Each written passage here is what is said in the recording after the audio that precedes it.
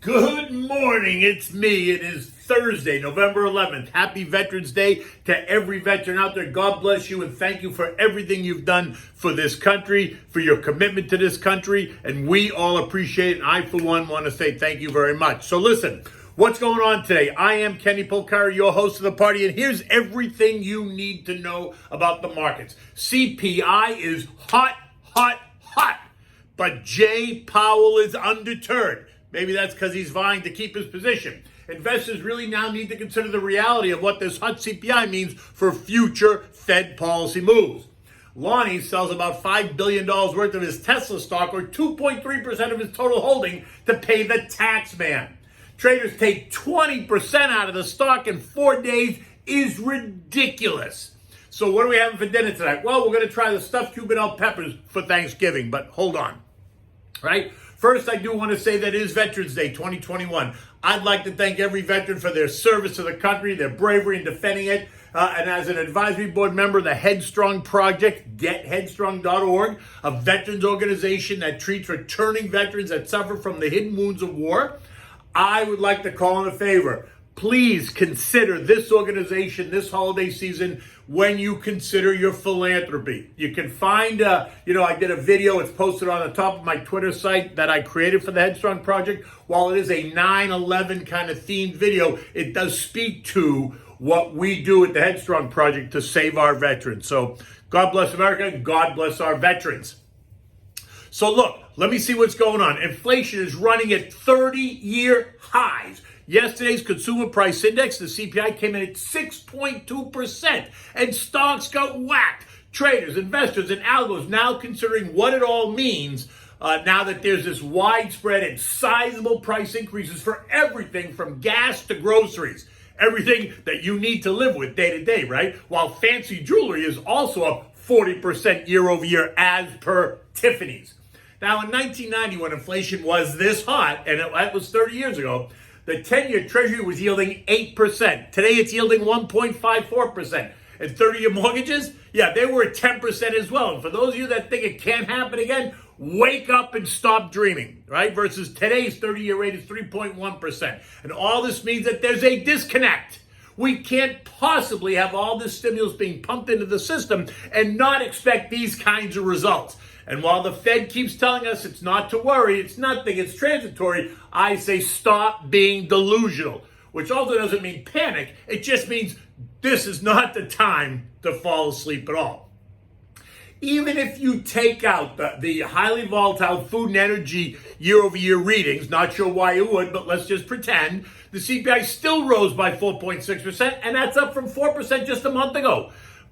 Month over month, CPI rose 0.9% versus the September rise of 0.4%.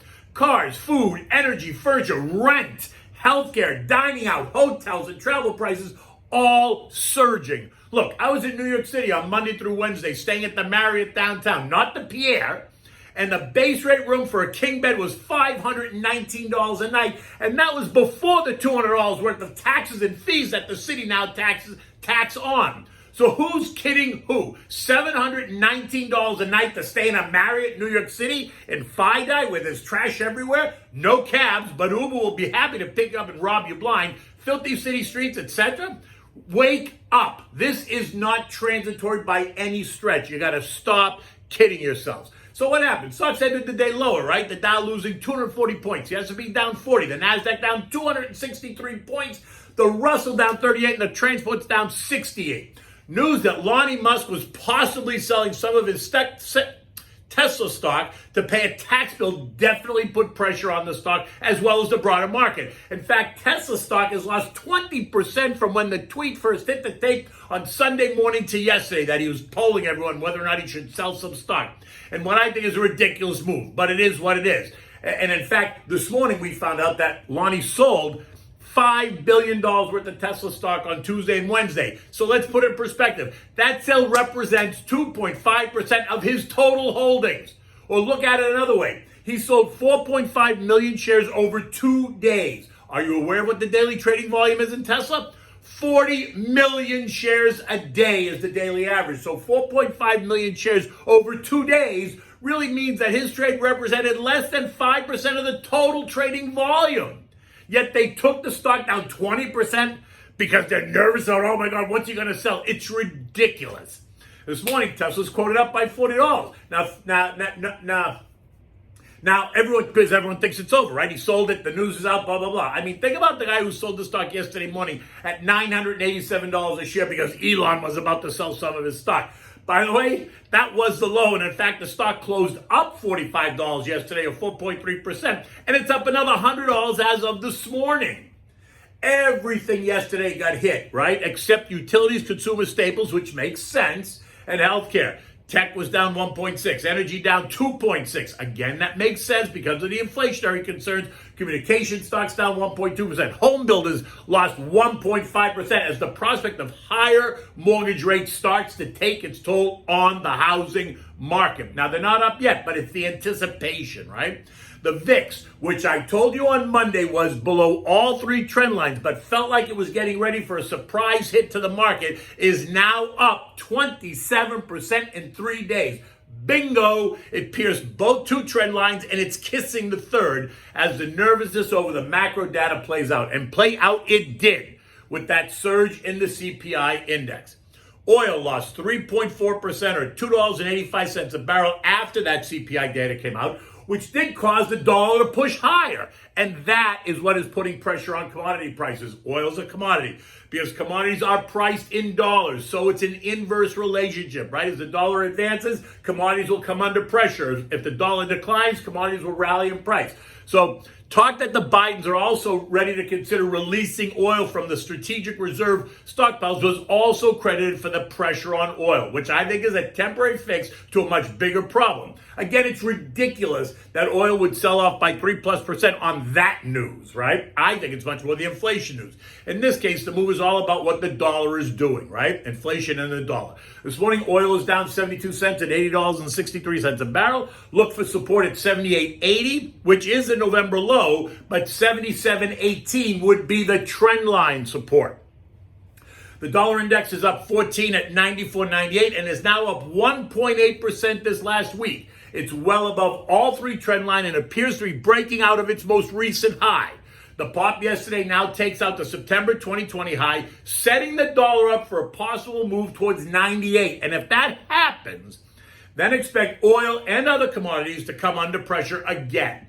But with energy demand rising and production falling, do not expect oil to retreat very much at all. And if it does fall in the short term, do not expect gas at the pump to follow suit, nor should you expect home heating oil to retreat.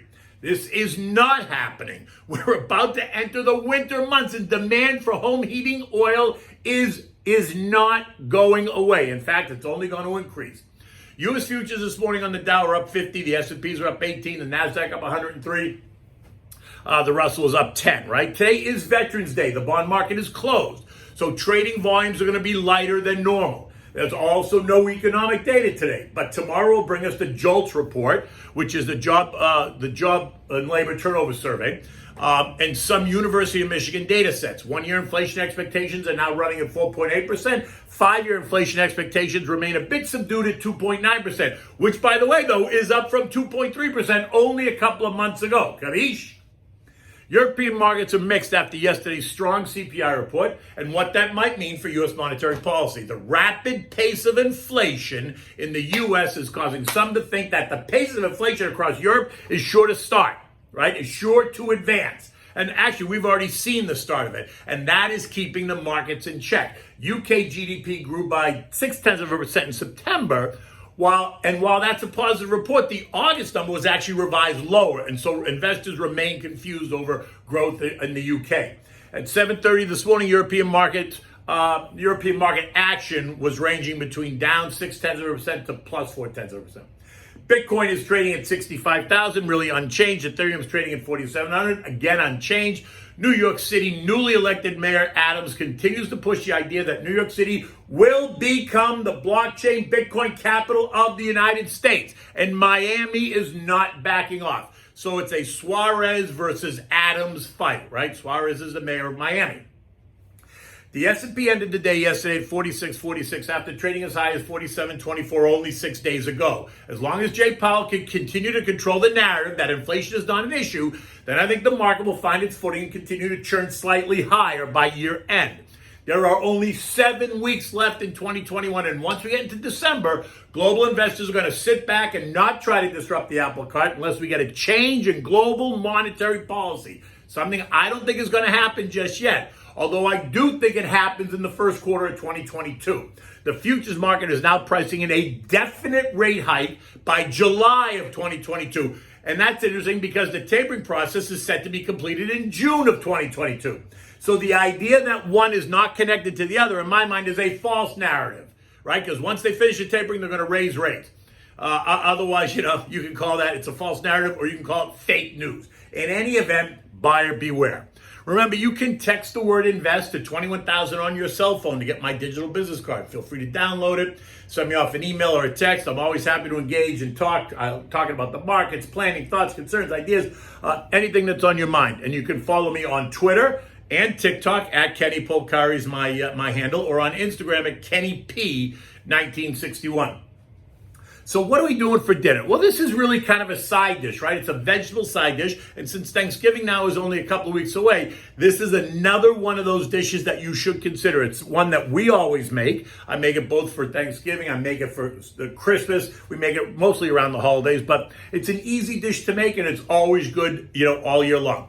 So you're going to get the Cubanelle peppers, right? The Cubanelle peppers are those long Italian peppers that you use for stuffing, right? They're long, light green.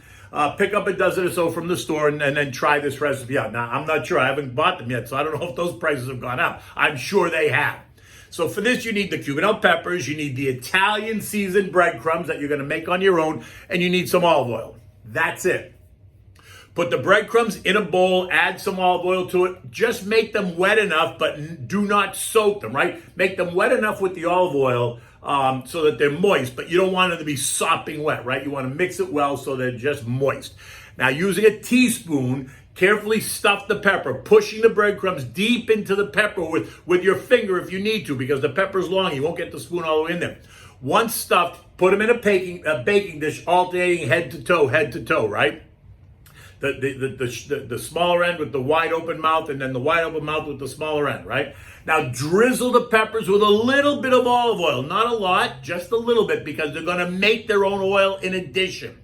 Cover now the Pyrex baking dish with tin foil. Cover it tight, put it in the oven, bake it for about 40 minutes. You want to put it in the oven at 325 degrees. Bake them for about 40 minutes. Now remove the foil.